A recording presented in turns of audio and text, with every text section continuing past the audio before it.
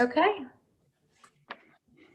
Good morning, everyone. I am Jeb Bradley from Senate District 3.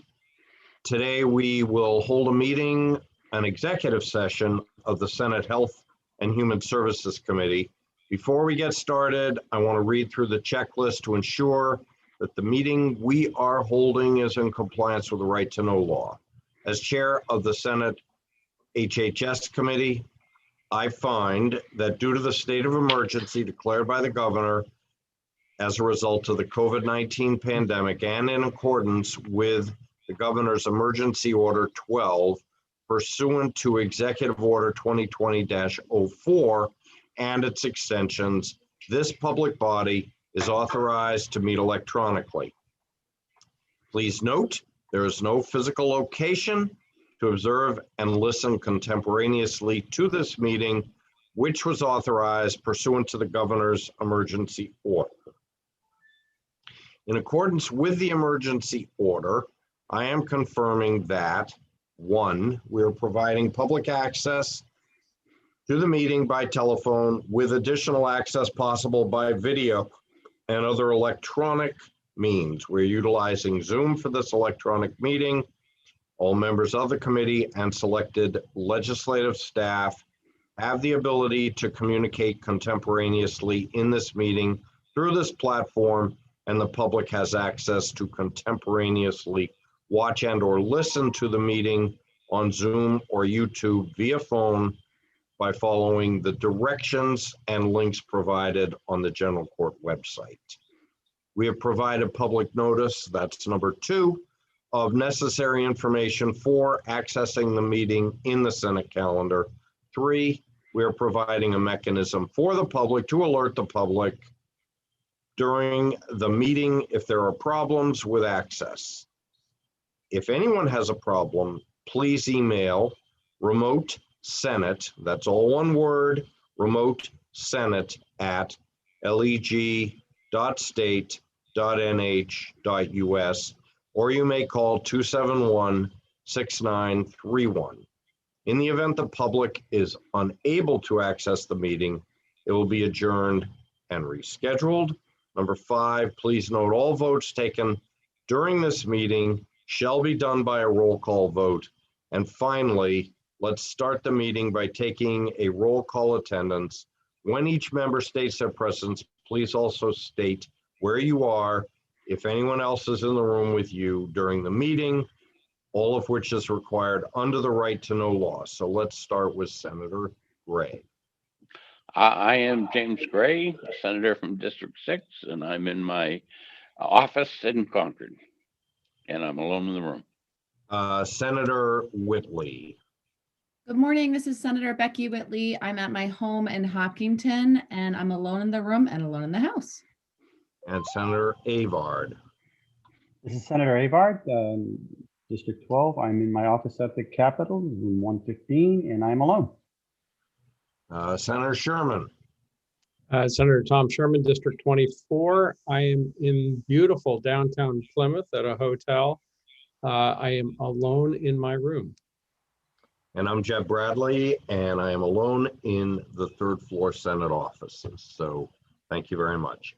So we do not have a public hearing today. The purpose of the meeting is executive session, and Senator Sherman moves we go into executive session.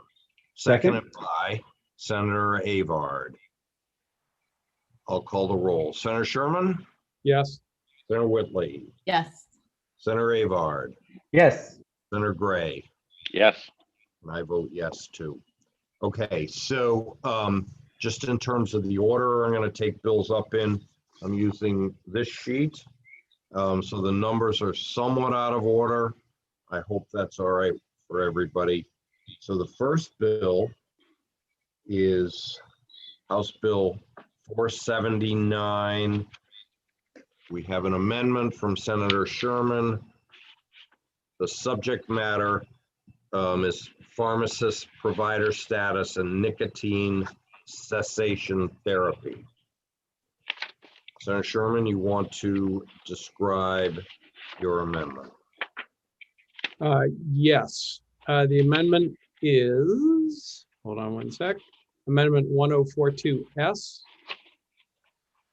And Does anybody want to put on the screen or are we good? Houston, I can take care of that. okay, so what this does is it, as soon as Griffin has that on, it adds every place where there is a nurse practitioner or it's physician, there will be added in a PA. So PAs are authorized to write orders, including standing orders. And so we have been working over the last 3 years to not create independent practice physician assistants, but allowing them to function while under the supervision of a physician in their full role. So this would allow a PA to join a nurse practitioner and a physician in writing the standing order and protocol. Any questions of Senator Sherman?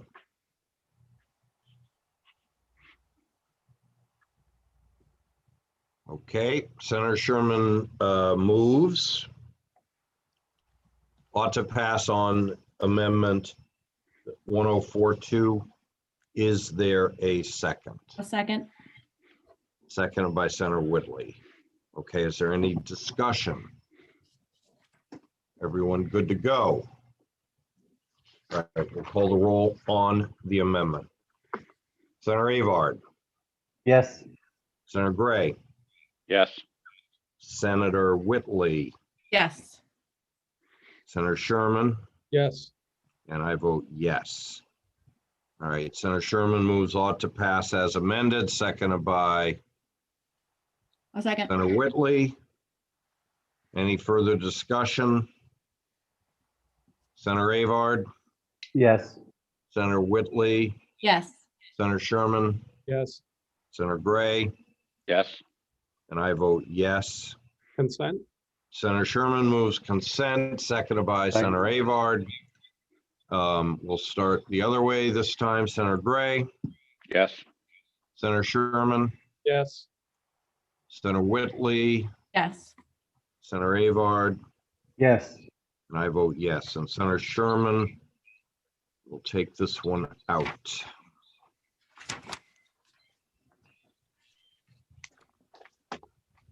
Okay. The next one on the list is House Bill 146. This bill requires health providers to furnish, upon request, a list of ingredients contained in an injectable medication. In looking through the hearing report, I was supported by a number of representatives, a couple of members of the public.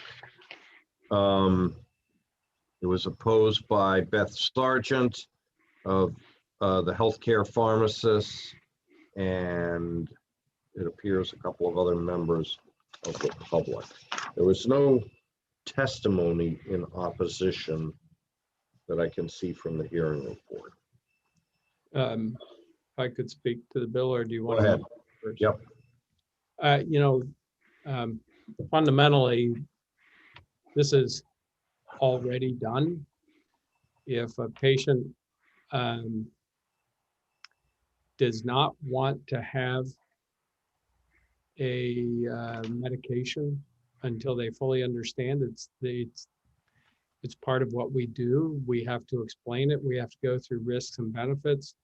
If they ask for ingredients, I don't think any physician knows every ingredient in any product, but the package insert which comes with every vaccination, infusion, has that. It's a patient's right to see that package insert. am not really sure why this bill is a bill, but this is standard practice in medicine, and I think it's unnecessary. In fact, if I prescribe a medication or give a medication and the patient asks me what's in it and I don't answer it and I just say, just take it, that would be something they could report me to the Board of Medicine for. So on the other hand, if you've been to the vaccination clinics that we've been having at the Speedway and others, if somebody does not want a vaccine until they see the package insert, that is certainly their choice and that can be provided, but it would be an incredible burden to be vaccinating 4,000 people in a weekend and have to have the package insert available to all patients. On the other hand, all of that information was available online, both from the CDC and from NHDHHS. So I would vote to, I don't think this bill is necessary. I think it puts yet another burden on both pharmacists and prescribers. And we already have a responsibility to make sure our patients are fully informed. That's part of informed consent, whether it's a procedure or a medication. So I would respectfully vote to ITL this bill. So, Senator Sherman, I'm looking at the docket for the bill. It went through the House Health and Human Services Committee. It was a 21-0 vote. It was on the consent calendar. So I'm wondering if you've had conversations with your fellow physicians, Marsh and Knirk, because they would have presumably voted for this bill in the House. Right. I have not talked to Marsh and Knirk. I'm not in favor of passing bills. I mean, I don't think this is a huge deal, but it already happened. So if we're going to be in the practice of passing bills to do things that we're already required to do, let's go for it.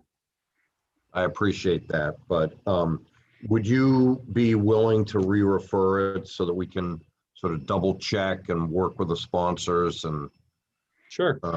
I don't want to create extra work for the committee, but we've had such a high workload. I have to say I have not done my homework on the bill either. Right. Okay. No, I'm fine with that.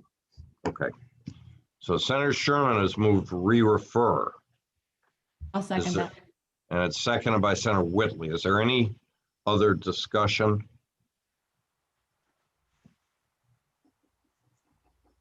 Okay. Gray. We'll start with Senator Gray. Yes. Senator Sherman. Yes. Senator Whitley. Yes. Senator Avard. Yes. And I vote yes. Is there a subsequent motion? I'll move consent. Seconded by? Sherman. Jim. Seconded by Senator Sherman. Senator Avard. Yes. Senator Whitley. Yes. Senator Sherman. Yes. Senator Gray. Yes. Okay, Senator Sherman, you get this one too. Thank you so much, sir. Actually, you know what? I'll take this one. I'll take it. Since Senator Sherman wanted to ITL it. All right, the next one on the list is House Bill 187. So, does everybody have Amendment 1394? And Griffin, maybe you can put that on the screen. There's obviously the bill and then the amendment. I'll get to the amendment from last week in a minute. The Department of Health and Human Services testified against the bill because it restricted their ability to deal with situations in a pandemic. and they asked that sections be removed. That's what this amendment does. So if you, where's the bill here? Look at the bill versus the amendment. On page 2 of the bill, in Roman 8,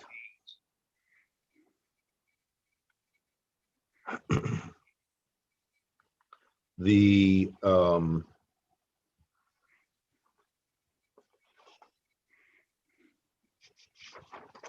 which is down at the bottom of page 2 of the amendment, the sentence, the committee may vote to sponsor a joint resolution rescinding the emergency order pursuant to RSA 21P.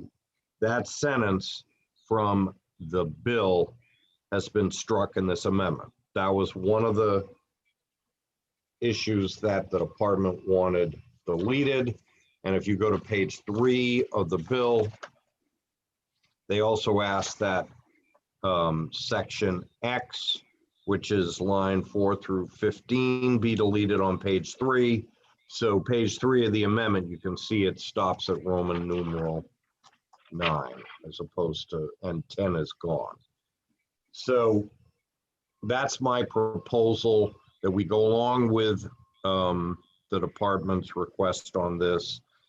I think that in my own view, there just has to be an ability to respond to these emergencies. And certainly I don't believe that Governor Sununu has overstepped his authority. Others may disagree with that. Obviously in the House, there would be some disagreement with that. This bill may end up in committee of conference because of, if we adopt this amendment and pass the bill. The amendment that we considered last week that all of us sponsored on mental health licensure, I would propose we move to another bill. In fact, Senator Whitley has spoken to the sponsor of House Bill 143, Representative Merchant.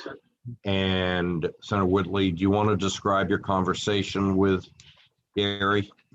Yep, so I spoke to him about the nature of the amendment. I even shared the latest version of the amendment, and he was very supportive of the concept and of including it on his bill. So given that there might be some back and forth on 187, it just seems to me to make sense that this amendment that I think is vitally important to creating more opportunities to get more people into New Hampshire who are bachelor level and associate level mental health professionals is really important and should be put on a bill that may not have as much controversy. So if the committee's all right with that, I think that's a smart move. Senator Sherman. Just asking if Griffin could scroll to Roman 7 again. There was just one phrase that I wanted to be sure made sense. I'm sorry, Roman 8. Thanks, Griffin. And Senator Bradley, are we able to hear from the department? I mean, they raised really significant concerns about, separation of powers, DHHS's ability to address the public health. If they're on the, I mean, this is what they asked for, so I'm happy to bring them in if anybody wants to ask them questions, if they're available. This is what John Williams had submitted as a proposed amendment, correct? Yes, that's what he testified to in the hearing, and I hope I've reflected it. I have to admit, I did it yesterday, and I don't think it was sent to him, so. Okay. Thank you for reminding me, Senator Whitley, that I should have done that. Senator Bradley, could I ask you a Yes. question on this? Mhm. So here's the place where I have not a big concern. I think this does answer, but I'd love to hear from the department as well. In line 31 through 34 in Roman 8. Of the bill or the amendment? The amendment. So the first part of Roman 8, it's reviewed by the Joint Legislative Oversight Committee. And then the commissioner in line 31 notifies the Ethics Oversight Advisory Committee of any emergency order. And then it says, and the Joint Legislative Oversight Committee shall consider the input of the Ethics Committee if provided in any decision. I think those words "in any decision" had to do with that resolution. So, because it doesn't, but it's probably okay to leave it there. But what's taken out of this is the Joint Legislative Oversight Committee on Health and Human Services moving forward with a joint resolution, which I think is the decision that's referred to in line 34. Does that make sense? Where am I nitpicking? Griffin or Kirsten, is John Williams available? Yes. Yep, we brought him in. He's here now. Okay, John, go ahead. Senator Bradley, thank you. For the record, John Williams, Director of Legislative Affairs. And Senator Bradley, thank you. You very accurately reflected the changes that the department was requesting. I do appreciate Senator Sherman pointing out, to make sure that we have everything to where it needs to be, crossing our T's and dotting our I's. When I read this sentence, that and particularly the word on line 34 and the ending clause that says "in any decision," I think both myself and the department, working along with Attorney Melissa St. Cyr, that we would think that that decision is actually based upon the entirety of this section, which deals with the authority of the commissioner to issue emergency orders. So I would respectfully say, in the total context of the placement of that word within the context of the entirety of 21 P53, that I would say that from a statutory construction standpoint, that would be the decision, obviously, if provided in any decision, and that decision I would think could be that of the commissioners. But I do appreciate, Senator Sherman bringing that to the attention of the committee, and certainly at the committee's will, they can elect to do whatever, but we are fine with the language as provided in the amendment that's currently before the committee. With one other minor exception, Senator Bradley, if I could just point out, and certainly for your consideration, on the bill as introduced, so it's going to have a different pagination. On the bills introduced on page 5, line 11, there was a friendly amendment that was added by the House to the bill as passed that would restore the membership of the Health and Human Services Oversight Committee that was reduced from 8 to 5 members by virtue of HB 1245 last session. And we just respectfully asked the committee to consider restoring not only the House members, which the House did do, but they left it to the Senate to make the decision whether to increase that membership from 2 to 3. And again, Senator Bradley, I think that would be an easy change if the committee wanted to consider that, but I would defer to you and the committee on that. So it probably should be 3 members of the Senate. I did write that down, and I apologize. I apologize for not having corrected that in the amendment. We could do that as a committee amendment, correct? Yep, we could.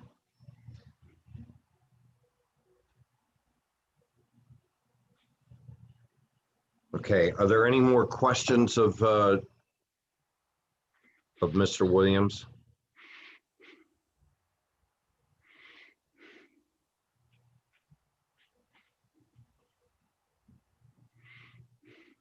All set, thanks.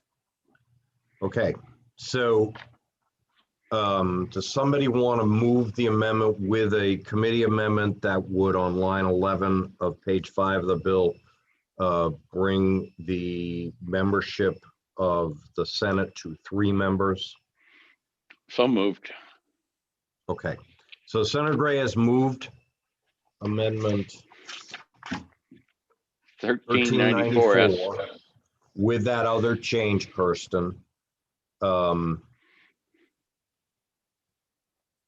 Any further discussion? Okay, we'll start with Senator Whitley, Yes. Senator Sherman, Yes. Senator Gray, Yes. Senator Avard, Yes. and I vote yes. Okay. So does somebody move ought to pass as amended? Senator Sherman moves, and seconded by Senator Gray. Senator Gray. Okay. We'll start with Senator Whitley, Yes. Senator Sherman, Yes. Senator Gray, Yes. Senator Avard, Yes. and I vote yes. Consent. Yeah, I guess I'm all right with that. Second that. Excuse me? Oh, did you second it or did you need a second? I for said, I consent? guess I'm okay with it. I was thinking about whether it would get some discussion on the floor or not, but let's put it on consent. Senator Sherman moves, seconded by Senator Whitley, Senator Avard, Yes. Senator Gray, Yes. Senator Sherman. Yep. Senator Whitley, Yes. and I vote yes. Okay. All right, hang on. I got to organize some papers here.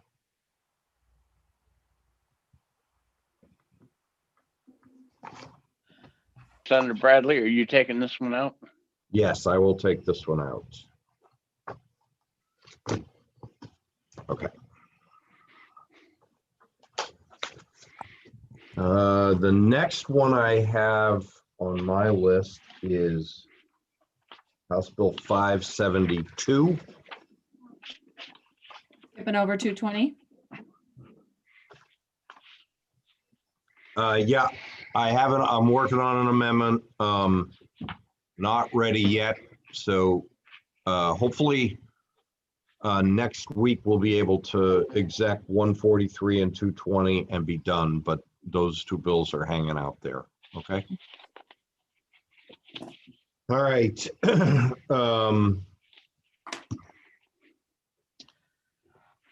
want me to talk about the amendment on 570? I do.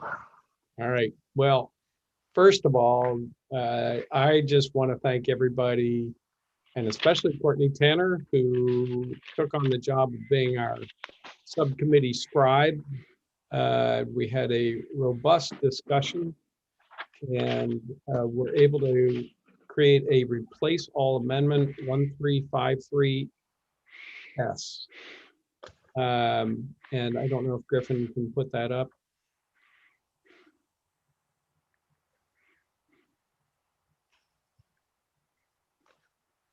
Great. And this this actually met all the concerns that were addressed in the committee report, or in the hearing report, sorry. Trying to think of the specific changes that we did. The major issues here was it addressed the concern about notifying. You may remember the Medical Society had a concern that we did not want to be in the practice of doing redundant vaccination or repeat vaccination. And that does happen. It should be solved by the vaccine registry, which is being implemented right now. We had originally thought that we should say to the pharmacists that they needed to, or the people who are administering vaccines in the pharmacies, that they needed to notify or check in with the primary care provider. But that would set a completely different standard of practice over what's done by nurse practitioners and physicians. Actually, no, it would put in statute what is already standard of practice with administration performed at doctors' offices and nurse practitioners' offices. So what we came up with were two things. This amendment, which answered everybody's concerns and still had, Griffin, if you can scroll down, right, see Roman 5, provide notice to the primary care provider when designated by the patient of the administration of any vaccine. Eventually, that should be solved by the vaccine registry, as long as the patient doesn't opt out of the registry. So there's really two groups of patients where the registry will not answer the concern about repeat or redundant vaccines.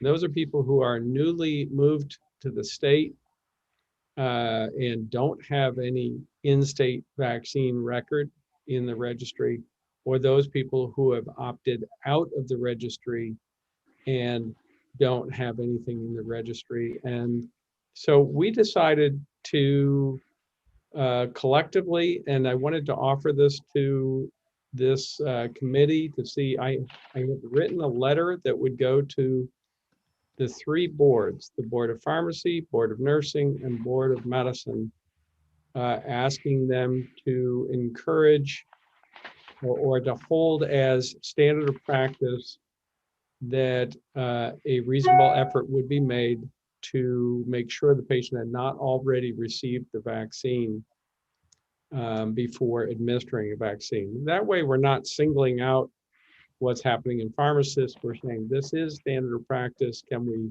reinforce that in board rules? And it's asking them to do so. So this is the amendment. Everybody was together on this amendment, which was awesome. Courtney did a great job of bringing it, doing the final scribing of it.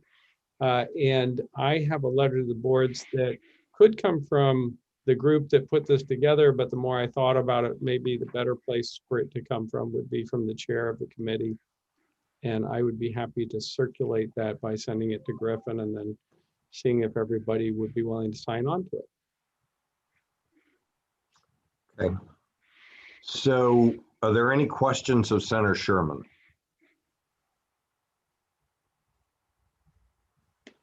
Thanks for all that work. Just looking at the hearing report, it had broad support from different pharmacy associations, Rick Newman, Jody Grimbalis, but there was a lot of opposition, as Senator Sherman correctly noted.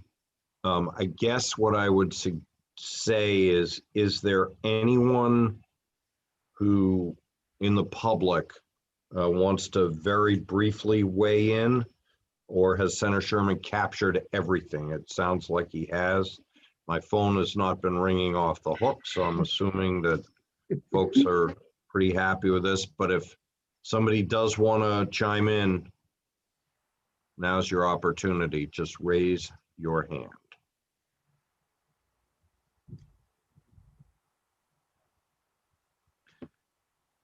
I don't think we see anybody. So in that case, good job, Senator Sherman. And I'll recognize Senator Sherman to move his amendment. I move ought to pass on the amendment.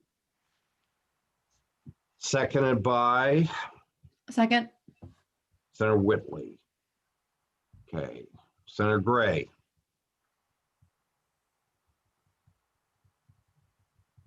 Jim, you're muted. Yes. Senator Gray votes yes. Senator Sherman. Yes. Senator Whitley. Yes. And Senator Avard. Yes. And I vote yes. All right, Senator Sherman moves ought to pass as amended. I'll second Seconded that. by Senator Whitley. Senator Avard. Yes. Senator Whitley. Yes. Senator Sherman. Yes. Senator Gray. Yes. And I vote yes.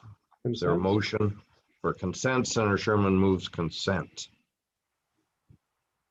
Second that. Seconded by Senator Whitley. Senator Gray, Yes. Senator Whitley, Yes. Senator Sherman, Yes. Senator Avard, Yes. and I vote yes. Okay, so we will let Senator Sherman take that one out. Senator Bradley? Yeah. Would it be appropriate for me to send you a draft of the letter to see whether you would want to do that as a committee, from the committee or otherwise? Yeah, just send it to all of us. Okay, I'll Okay. send it to Kirsten. She can distribute it. Yeah, And, yeah. editing is welcome. Editing is welcome.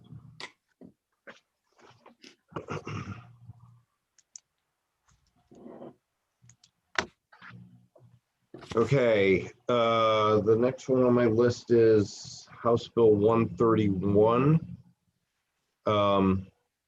It's a bill that clarifies information that hospitals must report regarding infections.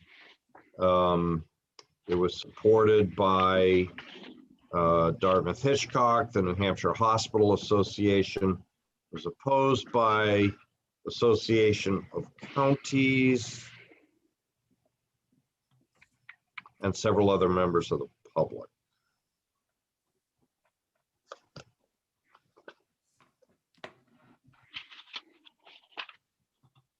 And I do not believe any testimony was offered in opposition to the bill.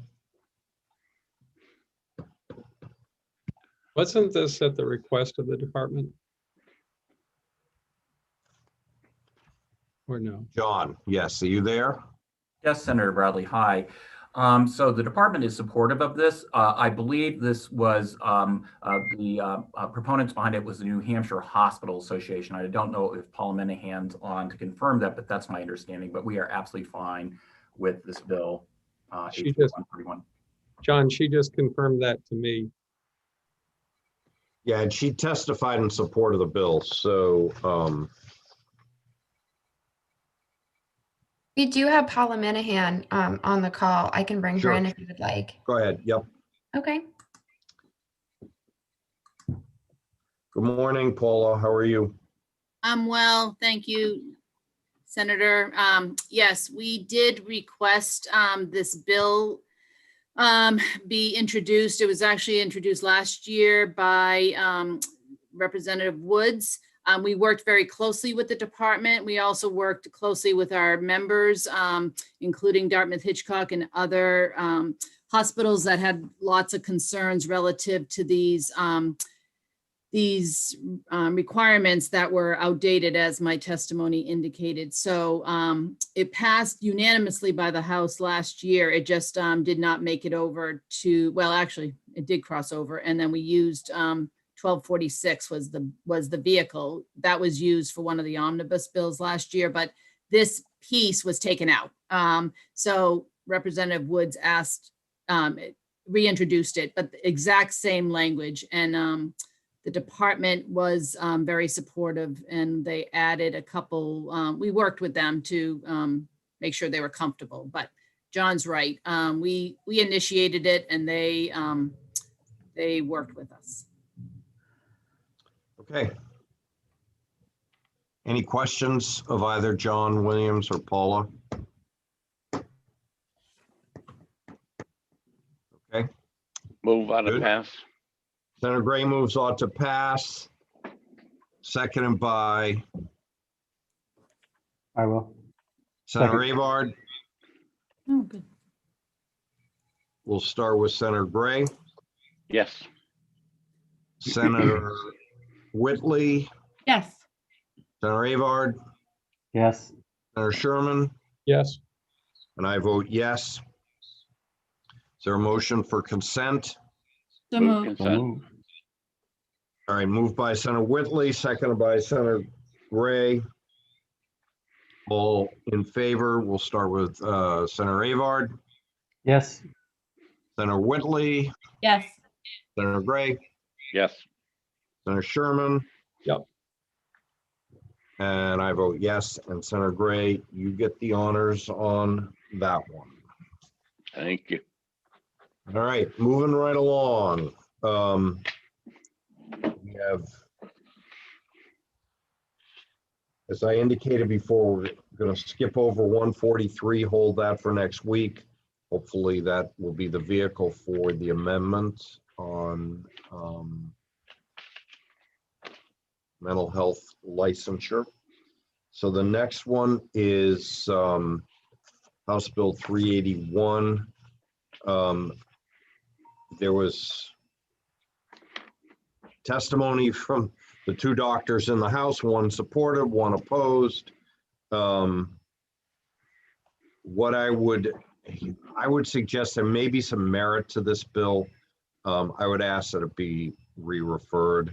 I think it needs work before it's passed. That would be my ask of the committee. Yeah. And I just note too that the Medical Society, you know, of course, it was great to get input from our House docs, but I will note that the Medical Society was You're correct. in opposition to this, right? And there were significant concerns, but I'll support a re-refer if that'll help. Okay. So Senator Whitley has moved re-refer, and it's seconded by Senator Gray. I second. Yeah. Okay. Senator Avard, Yes. Senator Whitley, Yes. Senator Sherman, Yes. Senator Gray, Yes. and I vote yes. Is there a subsequent motion? Consent. Consent. Senator Avard moves consent, seconded by Senator Gray. Senator Avard, Yes. Senator Gray, Yes. Senator Whitley, Yes. Senator Sherman. Yes.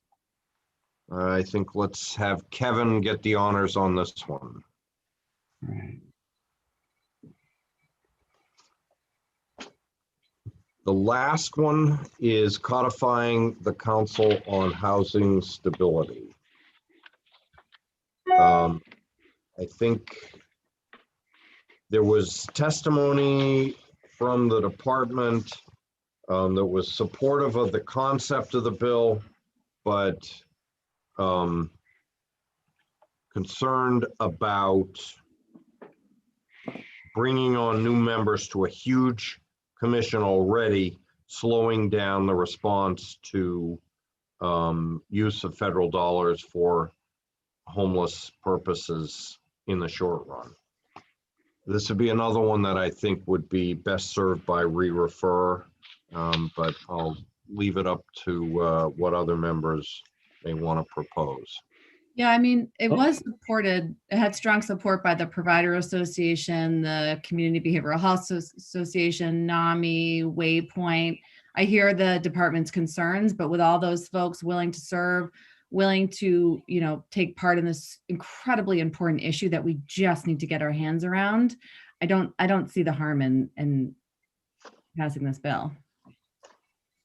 Senator Sherman? From talking to the department, you know, their concern was that they have a report coming in June, I believe, with recommendations and support and all that. But then looking at the website and doing a little more digging as much as I could, I didn't find an idea of how long is the current council going to keep working. And so I'm okay with re-refer, but another way that we could do this so that it didn't disrupt the June would be to change the implementation date. And I don't know if the department's on, so that we could, because I think it's on passage, and I'm wondering if It is. maybe if we changed the implementation date to 90 days or whatever, yes, this would move forward. It would put into statute something that, as Senator Whitley said, is critically important, but it might be less disruptive to the process that is already ongoing. And I just wanted to see, maybe we could ask John if he's still Okay. there. If you can bring John in, that'd be great. Senator Bradley and committee members, thank you. You may recall that Director Chris Santinello with our Division of Economic and Housing Stability testified that this is already covered by the existing council under an executive order. Because there is no end date, that is currently a permanent council that is working on these issues and moving forward. As much as I do appreciate Senator Sherman's thoughts to pushing out the effective date, our concern is that you already have this existing group that's moving along, doing good work. And certainly for anyone else who would like to participate in this otherwise larger group, my understanding from those folks who've worked directly with them is that they are very inclusive and would like to have participation, even if an individual is not actually, or a group is not named in that.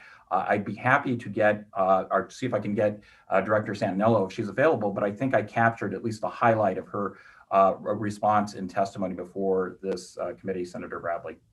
That is the case, and I guess if the will of the committee was to re-refer the bill, I think you have 5 people on this committee that would make your life miserable, John, if there wasn't full participation and transparency with the existing membership by some of the other folks that are not named on the committee.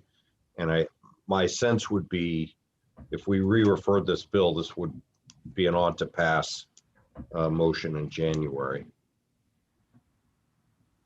And Sen Bradley, I think that makes very good sense to make sure that there is something still out there as a vehicle as needed by the committee. And I totally appreciate and understand, and you can't see my facial expression smiling, but I totally understand and appreciate your commentary, Senator Bradley. About making your life miserable, you mean? That, yes, thank you.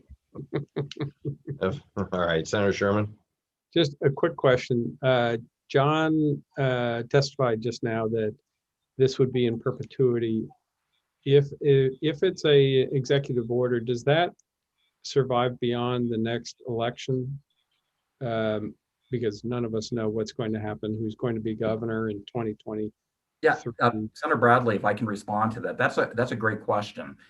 We actually, you probably recall, Senator Sherman, we had to end up codifying an emergency order created entity for the Child Fatality Review that was in existence in 1996.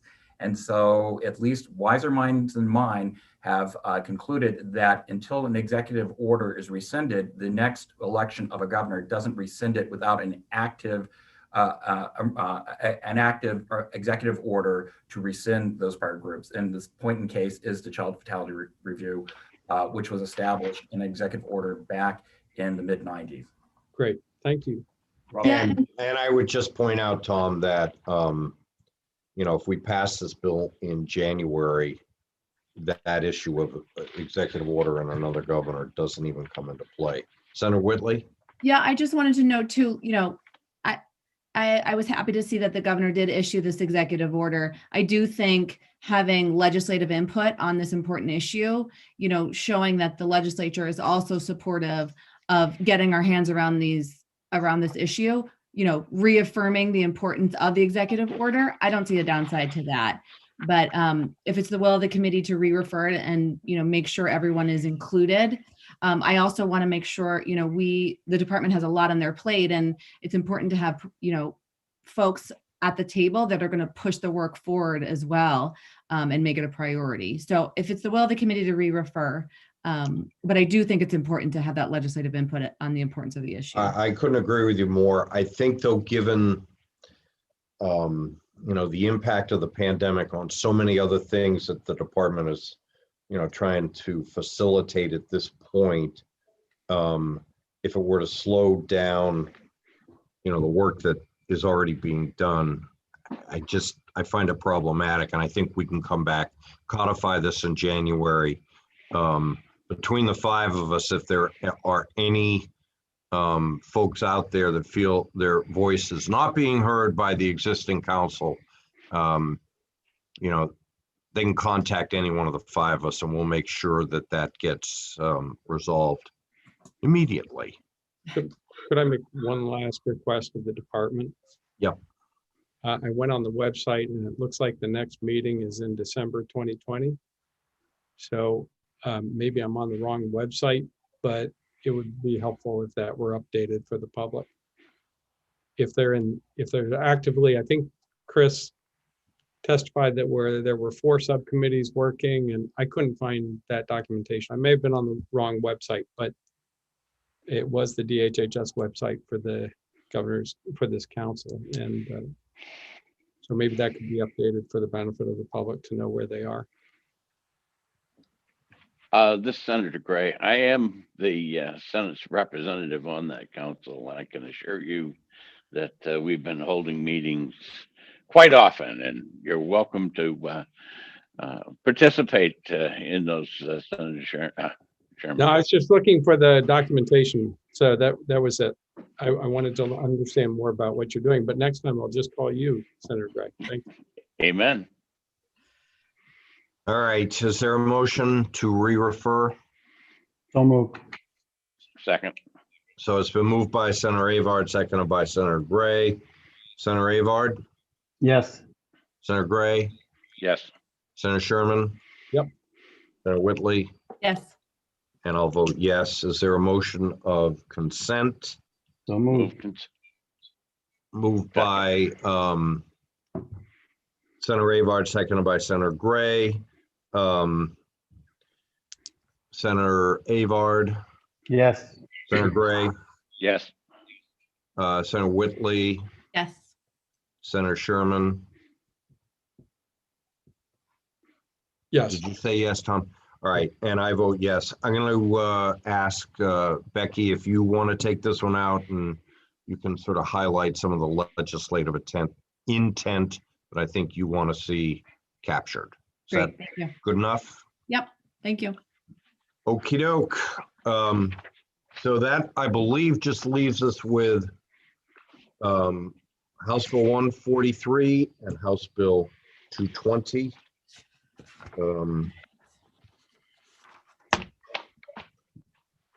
Is that correct, Kirsten? That's correct. All right. Senator Avard moves that we come out of executive session. Senator Gray seconds it. All in favor, starting with Senator Avard. Yes. Senator Gray, Yes. Senator Sherman, Yes. Senator Whitley, Yes. and I vote yes. And Senator Sherman moves we adjourn, seconded by Senator Whitley. We'll start with Senator Whitley, Yes. Senator Sherman, Yes. Senator Avard, Yes. Senator Gray, Yes. and I vote yes. See you all tomorrow. Ciao. Bye. Thank you.